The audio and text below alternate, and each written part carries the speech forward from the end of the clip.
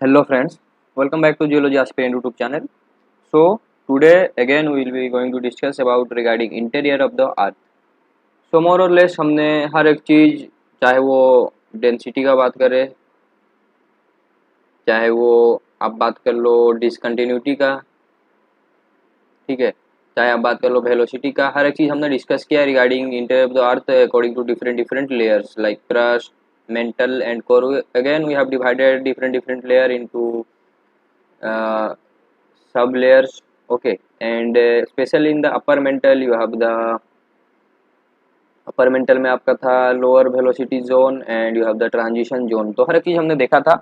सो more और less हमने हर एक चीज़ डिस्कस कर लिया। जस्ट आज समरी आज हम देखेंगे और कुछ चीज़ों को एक साथ कंबाइन करेंगे ताकि जो भी क्वेश्चन वगैरह आपको सॉल्व करने में ईजी हो, ठीक है। So let's see one by one.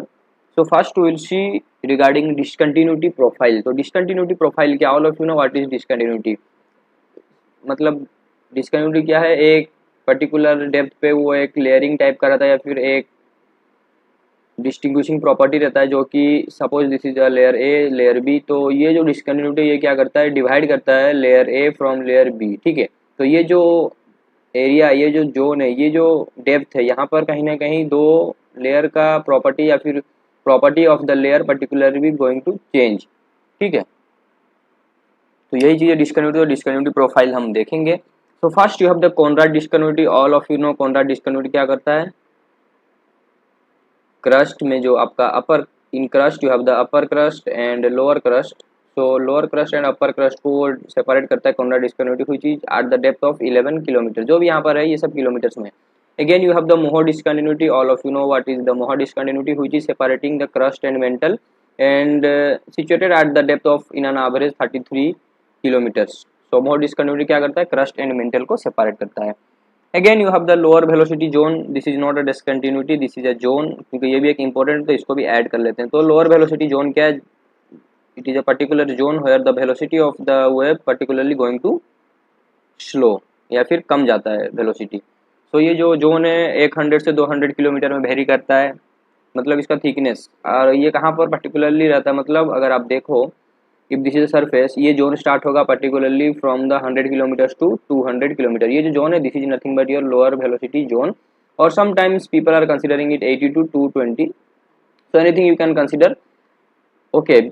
Above it you have the lithosphere, and in lithosphere consists crust plus lead. All of you know what is the lead, the upper easy part of the mantle, सबको पता है। Then you have the Lehman discontinuity where the LVZ is going to end, या फिर LVZ lower velocity zone जहाँ पर खत्म होता है, जहाँ पर LVZ के मतलब LVZ going to be end, that is nothing but your the Lehman discontinuity which is at the depth of 220 km. That means the lower velocity zone जैसे यहाँ पर end हो रहा है, यहाँ पर again the zone of lower LVZ and the remaining part of the lower mantle is separated by means of the Lehman discontinuity, ठीक है। ये चीज़ को याद रखिएगा क्योंकि यही चीज़ आगे चल के कन्फ्यूजन होने वाला है। लेहमान डिसकंटिन्यूटी और एक यहाँ पर डिफाइन है 5100 किलोमीटर्स पे। तो ये चीज़ पॉसिबल कैसे है, 220 में भी एक लेहमान डिसकंटिन्यूटी है, यहाँ पर भी एक लेहमान डिसकंटिन्यूटी है। तो ये भी बुक में है, ये भी बुक में है, तो मना नहीं कर सकते। तो दोनों जगह पे आपको एक डिसकंटिन्यूटी नहीं मिलता है, तो बस इसको नेम दिया गया according to the person who discovered, और जो जिसने इसके बारे में आइडिया दिया उसके अकॉर्डिंग इसको नेम दिया गया है बस। तो यहाँ पर भी ये हो सकता है, यहाँ पर भी हो सकता है, नो इशू, ठीक है। तो आपको याद रखना है कि लेहमान डिसकंटिन्यूटी आपको दो जगह पे मिल रहा है, नॉट ओनली इन द 5100 और not only in the 2200, they are found in both the regions, ठीक है। और you can say Lehmann discontinuity you will be getting in both 220 kilometers and 5100 kilometers, okay. Then you have the transition zone which is starting from 400 kilometers to up to 670 kilometers. ये जो हम बोल रहे depth wise आज summary आपको मैं बता रहा हूँ। Then you have the rapid discontinuity, ये भी किलोमीटर्स में है, जहाँ भी किलोमीटर मेंशन नहीं है you can consider it as a kilometre, जहाँ पर भी यहाँ पर नंबर है।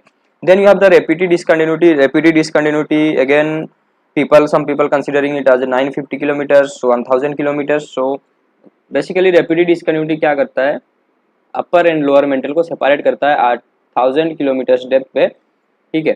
And again you have the Dham discontinuity. Dham discontinuity क्या है, हमने देखा था प्रीवियस लेक्चर में 2700 किलोमीटर्स पे, जहाँ पर से उसके बाद से 2990 किलोमीटर्स में एक जोन आता है डबल डी लेयर। यहाँ पर से आपको हॉटस्पॉट मैग्माटिज्म वगैरह का एक्टिविटी देखने को मिलता है। 10% of the magmatism which is taking place in the earth crust is caused by this zone. So the starting of that zone is at the 2700 kilometer, and that is nothing but your Dham discontinuity. Then you have the Gutenberg discontinuity, which is separating mantle from the core, okay, situated at 2900 kilometers. I think this is clear regarding the density profile. Again, I am repeating, don't be confused between the Lehman discontinuity. Lehman discontinuity you will be finding both in 220 and you will be getting in 220. Okay 220 में आपको lemon डिस्कन्टिन्यूटी भी मिलेगा, यहाँ पर ही मिलेगा। तो आपको अगर ऑप्शन में आपको देखना पड़ेगा कि ऑप्शन में क्या क्या मेंशन है। अगर एक मेंशन है तो obviously you have to choose one, और ऑप्शन में आपको दो देगा ही नहीं, ठीक है, आइदर वो ये डेप्थ देगा या फिर ये डेप्थ देगा, दोनों डेप्थ देगा ही नहीं, इससे में क्वेश्चन ही एरर हो जाएगा ना।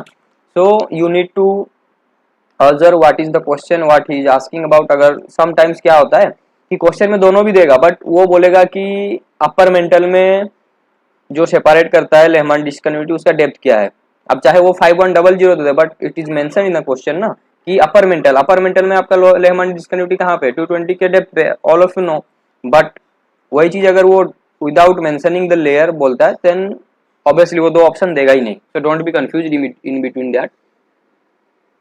लेट्स प्रोसीड, हम नेक्स्ट पे मूव करते हैं।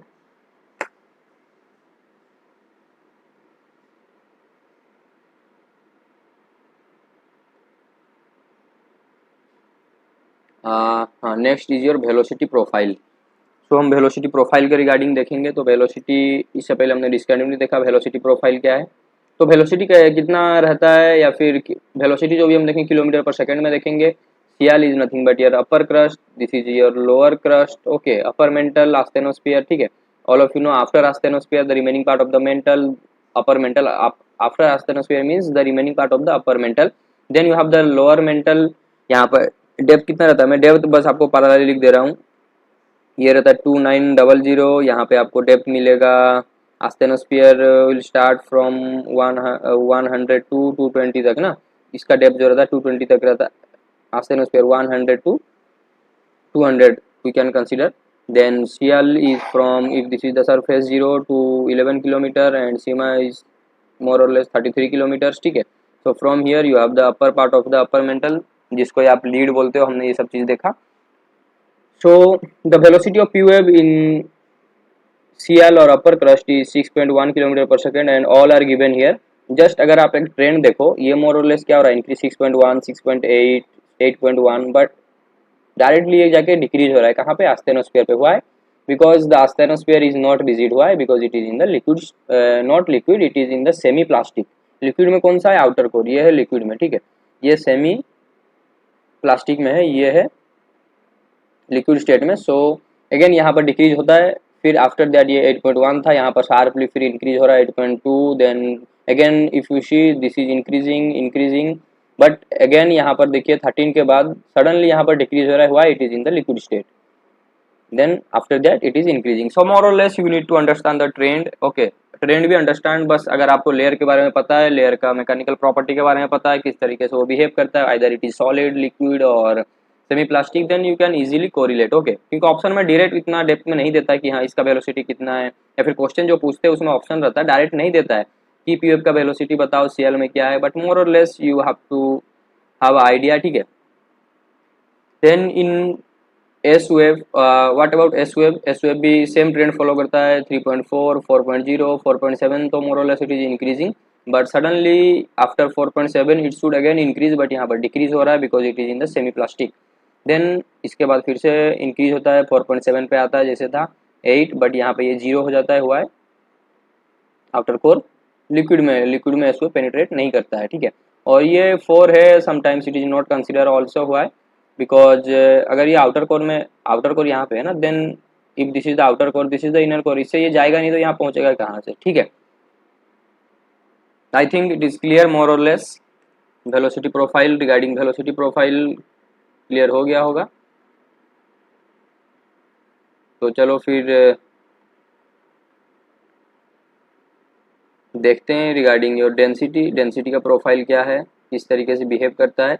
अगेन डेंसिटी सेम है, डेंसिटी आप सभी को पता है, जैसे जैसे हम will move towards the interior of the earth और towards the core, the density will going to again increase. So at the Cl density is 2.7, sigma density 3, 3.4 in the upper mantle, 4.4 in the lower mantle, outer core 11 and inner core is 13. So density सबसे ज़्यादा कहाँ पे है? Inner core पे. सबसे कम कहाँ पे है? Cl पे और upper crust पे. So this is the density profile. More or less it is clear. So in next video we will try to solve some questions. जो भी previous year में question आए उसको solve करेंगे. And thank you for watching.